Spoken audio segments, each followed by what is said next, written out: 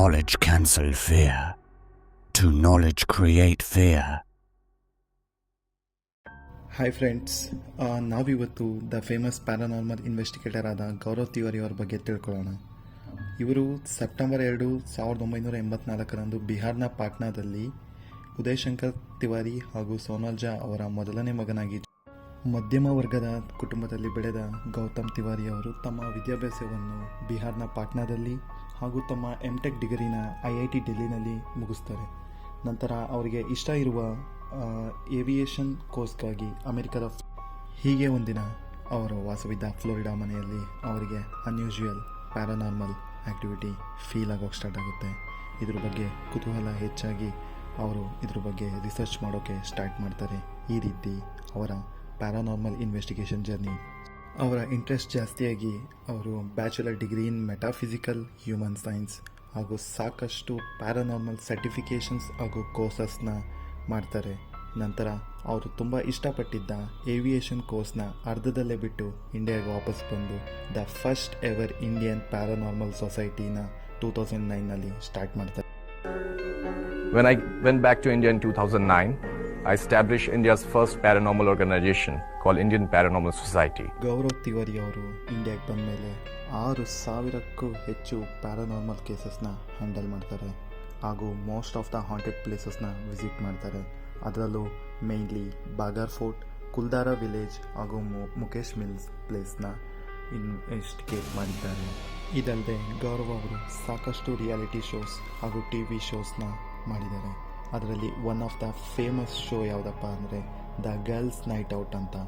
ಈ ಶೋಗೆ 2011ನಲ್ಲಿ the best Asian television award ಕೂಡ ಸಿಕ್ಕಿದೆ ಹಾಗೂ this is the first ever Indian horror paranormal show ಕೂಡ ಆಗಿದೆ. ಹಾಗೂ ಡಿಸ್ಕ್ರಿಪ್ಷನ್ನಲ್ಲಿ ವೀಡಿಯೋಸ್ ಲಿಂಕ್ ಕೊಟ್ಟಿದ್ದೀನಿ, ಪ್ಲೀಸ್ ಚೆಕ್ಔಟ್ ಮಾಡಿ.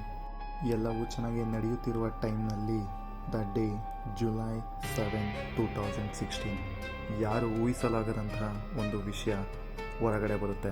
ಅದೇನಪ್ಪ ಅಂದರೆ India's the most famous paranormal investigator ಆದ ಗೌರವ್ ತಿವಾರಿ ಅವರು ತಮ್ಮ ಸ್ವಂತ ಮನೆಯಲ್ಲಿ ಸೂಸೈಡ್ ಮಾಡಿಕೊಂಡ್ರು ಅಂತ ನ್ಯೂಸ್ ಹೊರಗಡೆ ಬರುತ್ತೆ ಅಟ್ ದ ಏಜ್ ಆಫ್ 31. ಎಲ್ಲ ಚೆನ್ನಾಗಿ ನಡೀತಿರುವಾಗ ಗೌರವ್ ತಿವಾರಿ ಅವರು ಸೂಸೈಡ್ ಮಾಡ್ಕೊಳ್ಳೋ ಅಂತ ನಿರ್ಧಾರ ಏನಕ್ಕೆ ಮಾಡಿದ್ರು? ಡೆಲ್ಲಿ ಪೊಲೀಸ್ ರಿಪೋರ್ಟ್ ಪ್ರಕಾರ ಗೌರವ್ ತಿವಾರಿ ಅವರು ತಮ್ಮ ವೈಫ್ನ ದುಪ್ಪಟ್ಟ ಅಥವಾ ವೇಲ್ನ ಕೊರಳಿಗೆ ಹ್ಯಾಂಗ್ ಮಾಡಿಕೊಂಡು ಸೂಸೈಡ್ ಮಾಡಿಕೊಂಡ್ರು ಅಂತ ರಿಪೋರ್ಟ್ನಲ್ಲಿ ಮೆನ್ಷನ್ ಮಾಡಿದ್ದಾರೆ.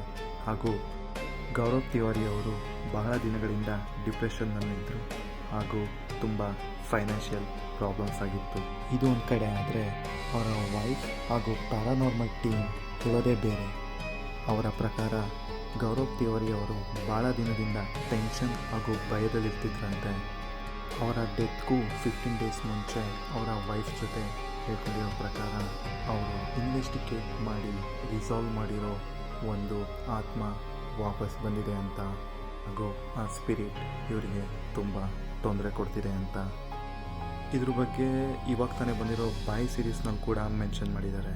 ಆ ವಿಡಿಯೋ ಹಾಕ್ತೀನಿ ನೋಡಿ. तुम्हें लगता है तुम्हें किसी से खतरा है? गौरव को किसी बात का डर नहीं था। डर था। तुम जानती हो मैंने कितनी हॉन्टिंग सॉल्व की है, राइट? उसमें से एक है जो वापस आ गई. ಸೊ ಇದಾಗಿತ್ತು ಟ್ರೆಂಡಿಂಗ್ ಟಾಪಿಕ್ನ ರಿಯಲ್ ಡೀಟೇಲ್ಸ್.